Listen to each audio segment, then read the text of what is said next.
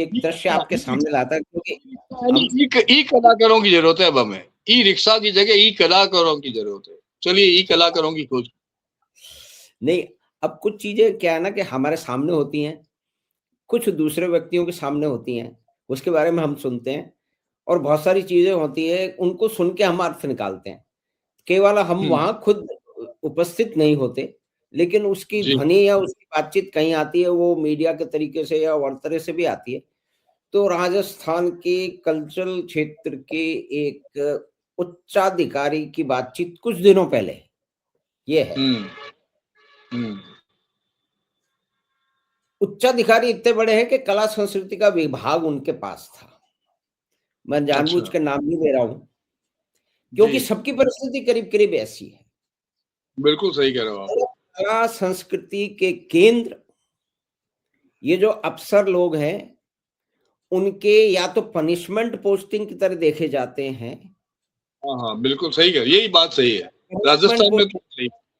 या छुट्टी की पोजीशन के, या तो ये है कि भाई जयपुर में कोई काम है, जयपुर में या कोई एग्जाम की तैयारी करनी है। मतलब ये बार बार सिद्ध हो चुका है, इसके लिए कोई बहुत ज्यादा उदाहरण देने की जरूरत नहीं है।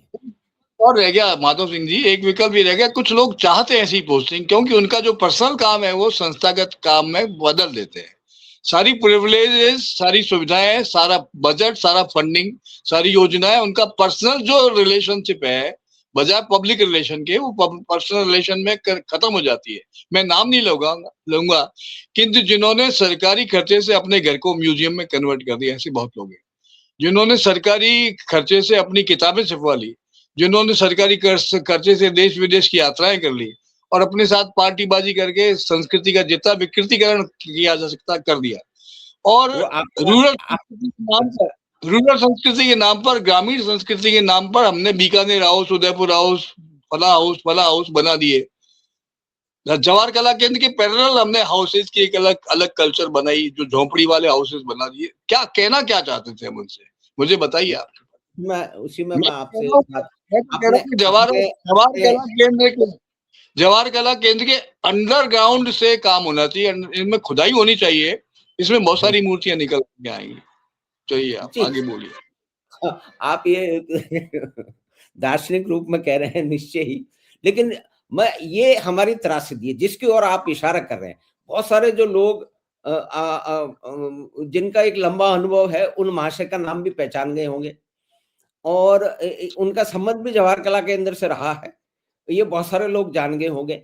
इस तरह की चोरियां, बट इस तरह की चोरियां, उनके एक इस बड़े तरह शिष्य की अशोक वाजपेयी उनके शिष्य थे। अशोक वाजपेयी के वो गुरु थे। अच्छा, अशोक वाजपेयी जिन्होंने भारत भवन बनाया, उनके वो गुरु थे। ही जी वाज हिज जी teacher. So anyway, whosoever is great, he was a great man. हाँ। अब हम आज की परिस्थिति में आते हैं कि ये किस तरह से, मतलब आप ये देखिए कि सबसे पहले जो एग्जीक्यूटिव, मतलब यहाँ पे जो अफसरशाही है, जी उसमें वो बोल रहे हैं। आप मैं वही आपको बताना चाह रहा था कि कुछ दिनों पहले कुछ लोग गए थे अपनी, इसकी शुरुआत की बात करते हैं हम, जो भी अभी चल रहा है कि भाई ये सब में एक पुनर्स्थान होना चाहिए, फिर उसमें सुधार बहुत सारे होने चाहिए। तो उन्होंने कहा भाई तुम लोग क्या बातें कर रहे हो, कलाकारों की तो समस्या ये होती है कि वो जो है वो कूलर नहीं चल रहा है, सफाई नहीं हो रही है, पीने का पानी नहीं है। मतलब ये क्या परिस्थिति है कि ये कलाकारों की समस्या इतनी होती है, तो उसमें दो तीन बातें आती है, लेकिन मुख्य तौर पे तो उनकी जिम्मेदारी तो बड़ी है ना। मैं ये कह रहा हूं कि कोई लड़के बच्चे गए हैं, उन्होंने कोई अपनी बात कह दी होगी, तो उससे वो इतने बड़े बड़े अफसर जिनको नीति निर्धारित करनी है, जिनको संचालन करना है इतने बड़े फंडों का और इतने महत्वपूर्ण फंडों का, कई बार फंड का साइज महत्वपूर्ण नहीं होता है, क्षेत्र महत्वपूर्ण होता है। जैसे कला संस्कृति की बात जो विंस्टन चर्चिल समझ रहे थे, मेरे ख्याल में भारत में अभी किसी को नहीं आई। मतलब वो विजन कहाँ है हमारे साथ? अगर वो विजन, अगर वो दृष्टि होती, तो हम ये परिस्थितियां रविंद्र मंच बस को इस हाल में थोड़ी देख रहे होते। आप ये जी देखिए, बिल्कुल सही। एक संस्थान में कुछ लोग, चार पांच लोग मिलके उस पूरे संस्थान की कार्य पद्धति को, उसकी दिशा दृष्टि को ही भ्रमित कर देते हैं। तो उसको पॉइंट आउट करने के लिए आपको, मुझे, तो बाद में आए हम लोग, जो नौजवान साथी हैं उनको क्यों आना पड़ा? मतलब ये बहुत जरूरी, सुपरविजन क्या होगा? बहुत जरूरी है आपका कौन ये, सा बहुत सुपरविजन? बिल्कुल सही कह रहे हैं आप।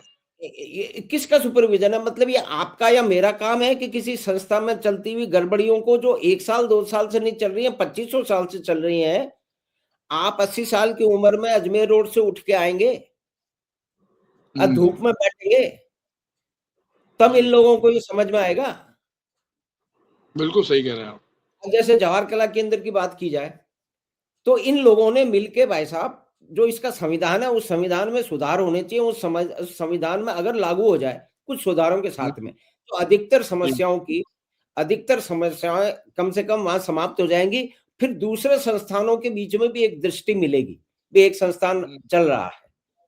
यहाँ सही कह, शायद जो जितने भी अफसर आए हैं, उन्होंने उस संविधान के बारे में जानकारी ही नहीं है। क्यों? क्योंकि उन 4-5 लोगों ने जो कि कब्जा बटा के बैठे हैं इस संस्था पे, उन्होंने कभी ये चीज सामने ही नहीं लाई है। क्योंकि क्यों लाएंगे वो सामने? क्योंकि उनकी शक्ति तो इससे रहती है ना, कि वो शक्ति, अगर संविधान हो जाएगा, गवर्निंग काउंसिल बन जाएगी, है ना, गवर्निंग काउंसिल बन जाएगी, तो फिर उनके हाथ में जो ये जो गड़बड़ी करने के सारे तरीके, मैं आज सामने आपको बता रहा हूं, इसमें कोई उसमें मतलब इस ये जो कुछ चल रहा है, इसको रोकने के लिए कुछ दुष्ट लोगों ने ये कहा है, मतलब वो लाखों की बात कर रहे हैं, मतलब जी, कैश और काइंड की बात कर रहे हैं। इतनी हिम्मत है उनकी, हाँ हाँ बिल्कुल सही है। हिम्मत है कि इसको बंद करो यार, क्या झंझट झमेला लगा रखा है, इतना तो कैश ले लो और इतना बड़ा प्रोग्राम लिए कहा गया है। भाई साहब, इसका हाँ हाँ नहीं साक्ष्य होता। कोई भी नहीं, जिनको कहा गया है वो भी नहीं दे पाएंगे, क्योंकि उनके पास, लेकिन इस देश, जिस तंत्र में इतना लंबा भ्रष्टाचार इतने लंबे समय से चल रहा है, कि कुछ लोग अपनी डिग्रियों में गड़बड़ियां करके इस संस्थान के पास में, इसके कोई नियम कायदे कानून नहीं है कि किस आधार पे तो जो इसके कर्मचारियों को रखा जाएगा, किस तरह से क्या किया जाएगा, इस संस्था के पास नहीं है। ऑटोनोमस, तथाकथित ऑटोनोमस संस्था है ये, जिसका संविधान, हमारे यहाँ संविधान की बड़ी बातें होती है ना भाई साहब। आर्कियोलॉजी या आर्काइव डिपार्टमेंट से एक अफसर यहाँ पिछले 17-18 साल से 20 साल से काम कर रहा था, सारा सर्वे सर्वा वही था, और लाखों करोड़ों रुपए के घोटाले हो गए, कोई सोचने तो उस समझ, और समय सारे देखिए, जो देखिए, ये एक मतलब ये इसको, इसमें इस मामले में जो बजट आ रहा है, पहली तो बात ये है कि भाई हम दो, रविंद्र मंच की आज की जर्जर अवस्था और जवाहर कला केंद्र में गड़बड़ियों की अवस्था, ये दोनों चीजें मिलके एक एक सामने हमारे बहुत ही भयावह चित्र लाती हैं, कि जिन लोगों की जिम्मेदारी है इन चीजों को देखना, वो देख नहीं रहे हैं। तो अंत में तो फिर नौजवान लोगों को सामने आना पड़ा, और फिर उनका जोश और उनकी मेहनत देख के आपको और हमको भी सामने आना पड़ा। बिल्कुल सही बात है। बिल्कुल लगा तो मुझे ये, भी कि मैं तो कभी इस तरह के आयोजनों से कभी जुड़ा ही नहीं रहा जीवन में। मित्रों की जी, वजह से मुझे लगा चलिए let us also see what is the reality and let's explore it. अभी कल परसों ही जो मैंने डिस्पैच डाला है उसका भी लोग अभी विरोध कर रहे हैं, उसका उसका सोच रहे हैं कि मैंने क्यों लिख दिया। मुझे लगता है कि मेंढकों को तराजू पर नहीं तोला जा सकता, ये बात रियलिटी है। एक मेंढक ही रहेंगे भी। अब ये तो इस जीवन है, इस जीवन में चोर, मतलब सभी तरह के, इस वन में सभी तरह के जीव जंतु पाए जाएंगे। तो जो है, जो जिसको कहते हैं पैरासाइट, सब जगह होते हैं। तो जी लेकिन कहने का मतलब, आपकी मदद से हम इसको बड़े परिप्रेक्ष्य में, क्योंकि आपका इतना लंबा अनुभव है, तो कुछ नौजवान साथियों को भी कई चीजें देखने समझने को मिलेंगी, कि आपने उसका वो शीर्ष काल देखा है, 1963 के अंदर जो है ना स्थापना हुई रविंद्र मंच की। हम तो एक जी प्रतीक रूप में देख करके कह रहे हैं कि उसका तो सुधार होना चाहिए, लेकिन सिर्फ रविंद्र मंच की बिल्डिंग में इन्वेस्टमेंट, अब जैसे क्या कहते हैं, अपने कुमार जी बता रहे थे, जो है कुमार राजीव बता रहे थे कि 60 करोड़ की लागत से एक संस्था प्राइवेट फंडिंग से बेंगलोर में है, आज उसमें लगातार प्रोग्राम हो रहे हैं। तो इतना पैसा तो, या इसके करीब करीब पैसा रविंद्र मंच के तथाकथित रिनोवेशन के नाम पे खर्च हो चुका भाई साहब। बिल्कुल सही कह रहे हो। देखिए, अभी हाल ही में जो बजट की स्थिति प्रावधान था, उसका मुझे जानकारी थोड़ी सी मिली है कि 5,000 की राशि 3,000 लोगों में पिछले वर्ष में बांटी गई। तो ये लगभग 1 करोड़ और 15 लाख रुपए के आसपास है जो बढ़ गई, चली गई। यानी by the end of this March से पहले ही बढ़ गया, वो पैसा निकल गया। अब जो वो पैसा किसके पास गया, किस किस ने उसको शेयर किया, कितने लोगों ने कितना पैसा मिला, इसका हिसाब किताब कोई देने वाला नहीं है। क्योंकि ये सवाल ही बहुत जरूरी है कि ये पैसा किसको दिया गया, क्यों दिया गया, कब दिया गया। अभी मार्च एंड के समय और पैसा खर्च होगा। यानी 1 करोड़ 15 लाख रुपया जो है वो दिया जा चुका है, बाकी कुछ बचा नहीं है। और बाकी जो कुछ भी एक बजट है उसमें एयर कंडीशनिंग में, गाड़ियों में, हवाई जहाज में, आने जाने वाले लोगों में, खाने पीने वाले लोगों में बांट दिया गया। अब वो कलाकारों में किस कलाकार, देखिए एक अभी थोड़ी देर पहले आपने एक बात उठाई थी कि एक नाटक जो होता है उसको दोबारा करने के लिए 1 साल लग जाता है। यदि एक नाटक से एक चरित्र भी यदि चला जाए तो उसको दोबारा नहीं किया जा सकता। जबकि ये नाच गाने और ये इस तरह की जो परंपरा है गाने बजाने वाली, तो आप 1,000 बार करा लीजिए, इनकी पुनरावृत्ति हो जाएगी। वो सारा पैसा उनको बांट दीजिए आप उनको, उसमें कुछ करना ही नहीं पड़ता। तो रविंद्र मंच के नाम से भांड जश्न मनाए जा रहे हैं नाटकों का। मैं बुराई है नाटकों के खिलाफ नहीं हूँ, नाच गानों के खिलाफ नहीं हूँ, किंतु वो जो प्रवृत्तियां हैं जो केवल ये ड्रामा इज डिफरेंट, नाटक बहुत अलग चीज है। किंतु ये जो गाना बजाना जिस तरह से परंपरागत लोक नाट्य के नाम से भी जो हो रहा है, एक लोक नाट्य वो जो उदयपुर में होता है और ट्राइबल एरियाज में होता है, और एक लोक नाट्य जो रिपीटेटिवली होता है, जो आप 1000 बार करा लीजिए, उसमें कुछ तो ज्यादातर जो पैसा जा रहा है वो रिपीटेटिव परफॉर्मेंसेस करने वाले लोग कलाकार हैं, जिनको लोक नाट्य के नाम से उनको पैसा दिया जा रहा है। न लोक नाट्य के पास पैसा जा रहा है, न क्लासिकल थिएटर वालों के पास जा रहा है, और यदि जा रहा है तो 5,000, 2,000, 1,000, 3,000 इस तरह से दिया जा रहा है। अच्छा, विचार करने वालों के लिए तो कोई गुंजाइश ही नहीं है। चिंतन करने वाले, लिखने वाले, लेखक, कलाकार लेखक आते ही नहीं उसमें। कला के क्षेत्र में लेखकों का कोई योगदान नहीं है रविंद्र मंच।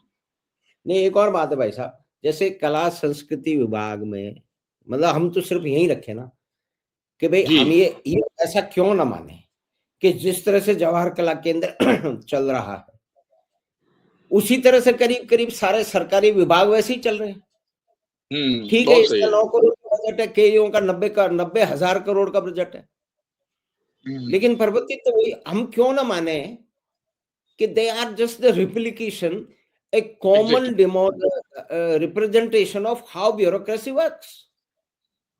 मतलब वो लोग जो लोग दूसरी जगह, जो लोग उन्होंने कमाल जवाहर कला केंद्र में आके जो कमाल किया है, तो वो दूसरे विभाग में जाएंगे, कोई उससे अलग करेंगे क्या?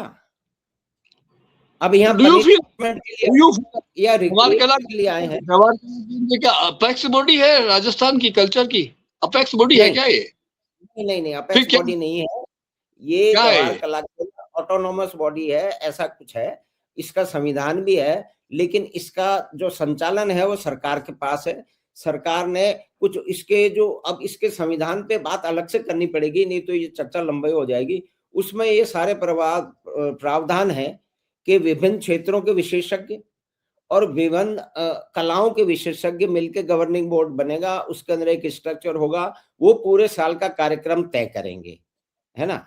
अब जैसे हमने आप ये एक रिएक्शन देखिए आप, क्योंकि ब्यूरोक्रेसी सोचती है, उनके सोचने के तरीके क्या है, उसमें निश्चय सुधार तो होना चाहिए। कि जब हमने कहा कि भाई ये जवाहर कला केंद्र जयपुर के 200 लोगों का क्लब बन के रह गया है, बाहर की प्रोग्राम नहीं आता, तो ब्यूरोक्रेसी का सा तरीका ये है कि तो फिर तो हमें रिसोर्सेज, हम जो है वो हर डिस्ट्रिक्ट में हमको अपॉइंटमेंट करने पड़ेगा, भाई उसकी जरूरत नहीं है। आपको तो गवर्निंग बॉडी यहाँ पे बननी है, फिर वो उसमें विभिन्न क्षेत्रों के लोग आएंगे, विभिन्न विधाओं के लोग आएंगे, वो आपस में विमर्श करके बताएंगे, आपको उसको एग्जीक्यूट करना है, यहीं पे बैठ करके उनको बुलाना है, उनके ठहरने की व्यवस्था करनी है, उनको पेमेंट करना है और उनको भेज देना है और पूरे जी। साल का कैलेंडर बना है। आज कोई भी कला मतलब सब लोग अपने हिसाब से चल रहे हैं। रविंद्र मंच मतलब जवाहर कला केंद्र रविंद्र मंच को बड़े ऑडिटोरियम का इस्तेमाल क्यों नहीं कर सकता? मतलब इस जवाहर कला केंद्र ने अपनी उत्पत्ति के बाद में 2093 के बाद में आज आप देख लिए कितने हो गए, 32 साल हो गए, 33 होने वाले हैं। उसमें जयपुर से बाहर कोई कार्यक्रम नहीं किया है, एक आधा छोड़ दीजिए। राजस्थान के बाहर कोई कार्यक्रम नहीं किया है। देश के बाहर तो किया, मतलब आप राजस्थान की कला संस्कृति को नए आयाम देंगे, उसको फैलाएंगे, उसका विस्तार करेंगे, उसका प्रशिक्षण देंगे, तो आपने दिया कब है? आपने तो नहीं दिया। सही तो है। इसलिए नहीं दिया कि दृष्टि नहीं है। वो लोग जिनको के कार्यक्रम की स्थापना कार्यक्रम का छोटा-मोटा संचालन करना था, वो निर्णायक बन के बैठ गए। थिंक टैंक एक शब्द है, जी। हमारे यहाँ कोई थिंक नहीं है, हुँ। थिंक टैंक नहीं है, थिंक बुलडोजर्स है। नहीं, नहीं, आप ये देखिए ना कि आप जब तक जाएँगे नहीं ब्यूरोक्रेसी ये एक मूल मंत्र है जो मेरे ख्याल में बड़े-बड़े राजनीतिक के जो थिंक हैं, उनको भी समझना चाहिए कि जब तक आप हाज़िर नहीं होंगे बिल्कुल और सही बात है। अधिकतर हाज़िर वो होते हैं जो कि याचक की मुद्रा में होते हैं। बिल्कुल सही कह रहे हो आप, बिल्कुल सही कह रहे हो। सारे के सारे लोग याचक की मुद्रा में हैं, तो ब्यूरोक्रेसी को इस बात की आदत पड़ चुकी है कि जो आदमी उनके सामने आएगा, वो याचक की मुद्रा में कमर झुका करके बिल्कुल सही कह रहे हो। साष्टांग बहुत सही, प्रणाम करता आएगा, उसी से वो बिल्कुल सही, प्रसन्न है। सही बात। भई आप हमें कैसे बता सकते हो कि हमें क्या करना चाहिए? भई क्यों नहीं बता सकते? एक सड़क पे चलने वाला आदमी उसको दिक्कत हो रही है, तो वो बता सकता है बड़े से बड़े इंजीनियर को कि ये सड़क पे ये दिक्कत है। हम यूज़र हैं ना, आप जो क्रिएट कर रहे हैं, उसके यूज़र हैं हम, बहुत अन्य लोगों के साथ भी। तो वैसा भी ये लंबी चर्चा है। हमने 2 परिप्रेक्ष्य में आपकी मदद से रवींद्र मंच के भवन की आज की स्थिति, वो भवन ही नहीं है, मतलब आप ये देखेंगे कि मैं भूल गया वो चित्र लगाना कि मतलब ओपन एयर थिएटर जिसकी 2500 कैपेसिटी है, वो किस बर्बाद स्थिति में है। बहुत महत्वपूर्ण तरीके से आपने उसका चित्र लगाया, मैंने देखा है वो। और ओपन एयर हाँ, थिएटर की जो दुर्दशा हुई है, दिखाई दे रहा है, वो शमशान घाट कल्चर का, मतलब आप ये संस्कृति का। यहाँ पता नहीं है लोगों को कि यहाँ इतना हाँ, बड़ा मैंने ओपन एयर थिएटर है। तो मैंने देखी, इसी ओपन एयर थिएटर में मैंने मेहंदी हसन को और सितारा देवी को सुना है। और उसके जी भाई बाद साहब। रात को 2:30 बजे हम लोगों ने सरकारी वहां पर कैंप में, वहां पर 2:30 बजे के बाद प्रोग्राम रात को रखा है। यानी बड़े बड़े दिग्गजों के सारे डांस ड्रामा थिएटर सब यहाँ हुए हैं, तो ओपन एयर थिएटर में क्या नहीं हुआ। किंतु आज जो स्थिति हो रही है उसकी कल्पना नहीं कर सकता। दिस ठीक है ऑलमोस्ट भाई रूइंड। साहब, एनीवे, जी, लेट्स फील नहीं कि इस विषय में इस कब्रगाह में से ही हमें नए जीवन की तलाश करनी पड़ेगी और इस राख के ढेर में से चिंगारियां निकालनी जी पड़ेगी। भाई राख साहब के देखिए ढेर आपकी मदद में जाने क्या आपकी ढूंढती रहती है ये आंखें मुझ में, राख के ढेर है, शोला है न चिंगारी। जी जय भाई हो साहब, बात, जय हो, नमस्कार। आपके भाई साहब आपके आपका आपका धन्यवाद। आपकी मदद से हमने इस विषय के कई आयाम हैं, तो उनको समझने के लिए फिर आपसे भी चर्चा करेंगे, कुछ और विद्वानों से भी चर्चा करेंगे, फिर एक मिलके भी चर्चा करेंगे। तो ये क्या है, विभिन्न पक्ष हमारे भी सामने आए हैं। जैसे आपने जो रवींद्र मंच देखा है या आपके 10 साल बाद हमने जो देखना शुरू किया है, वो आज के लोगों को उसके बारे में कोई अधिक जानकारी नहीं है कि किस तरह से एक भाई साहब एक के बाद एक 6 रिहर्सल में हिस्सा लेना। एक दिन में 6 हाँ, रिहर्सल। बहुत बड़ी बात, इट्स हिस्ट्री। एक दिन में 6 रिहर्सल हो रही है तो वो शो भी तो हो रहे हैं ना एक के बाद एक। तो वो एक बहुत बड़ी अलग बात। परिस्थिति उसमें उसमें भी सुधार हो सकते थे। लेकिन आज तो जिस तरह से एक खंडहर में तब्दील हो चुका है, उसमें कई परिवर्तन करने की और हम डेफ़िनेटली इन सब कठिन परिस्थितियों के बाद ही हमको पॉज़िटिव तो सोच रखना ही पड़ेगा कि भई जी, इसमें सुधार की संभावनाएँ हैं। जिन भी लोगों ने गलतियाँ की हैं, एक लीगेसी सिस्टम है, पुरानी गलतियाँ हुई हैं, अभी भी कुछ गलतियाँ हो रही हैं, उनको सामने ला करके उनको समझकर ही सुधार जो है वो संभव है। और उसमें आप जैसे जो है वो जो वरिष्ठ गुणीजनों की और जिनका अनुभव एक राय, उनकी भी राय देने की बड़ी आवश्यकता। Pleasure, always a pleasure, my best thank you wishes. Very much. धन्यवाद सर, आपने इस चर्चा को और इस विषय को अपनी एक लंबे दीर्घ अनुभव के कालखंड से और उससे समझाने का प्रयास किया। तो आपके पास फिर लौटेंगे भाई साहब। आपका बातचीत में स्वागत है। धन्यवाद। तो कला संस्कृति के क्षेत्र में आज की परिस्थितियां, रविंद्र मंच का भग्नावशेष भवन, उसका उजड़ा हुआ मुक्ताकाश मंच, एक बहुत लंबे समय से चलती हुई जो है उसको उपेक्षा को दर्शाता है। उस उपेक्षा के कई सारे आयाम हैं। तो उस पे हमने बातचीत की। और आज की परिस्थिति में जवाहर कला केंद्र पे पहुंचे तो वहाँ कोई ज्ञापन लेने के लिए कोई सरकारी अधिकारी वहाँ पे उपस्थित नहीं था।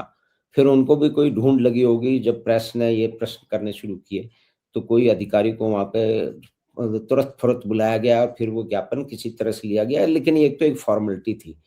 तो हमें आशा है कि बातचीत आपको पसंद आएगी होगी। तो आप चैनल बातचीत को सब्सक्राइब करें और लिंक अपने मित्रों और परिवार के साथ साझा करें। हम आपसे फिर मिलेंगे बातचीत की अगली बात में। धन्यवाद। नमस्कार।